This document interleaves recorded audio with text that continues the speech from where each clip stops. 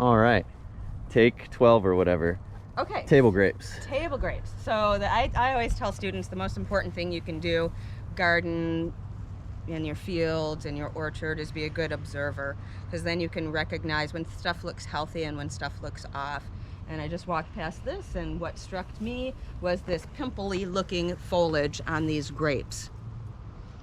Right? Kind of like what we saw with the currants. It has sort of like a bubbled appearance. And so always look at the underside of the foliage. This is not aphids. This is a mite.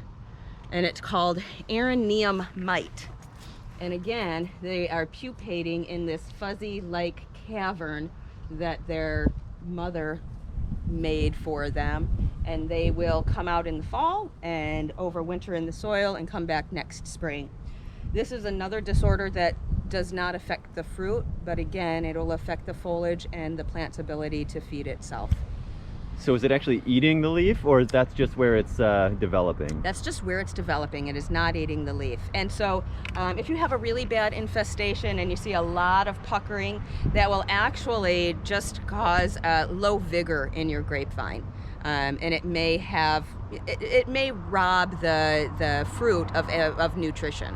Here's an interesting one right here. You can see the beginning of this vine looks healthy, and then as you come down here, you get more and more of that toward the tip. Yeah. And it looks like these newer ones are just going to be filled because they're developing right as the mite is developing. Yeah. So these look, they're viney like the kiwi. Yeah. Do we prune them in a similar way? Kiwi were saying taking 80%, which is the most that we've heard so far. Oh yeah, yeah. Yeah, so grapes are the same way. We're taking about 80% off in the dormant season, and then we're trying to manage them in the summer just to open up the canopy again and get a little bit more light to the fruit. So is that basically the same philosophy for wine grapes, or do they make some different choices?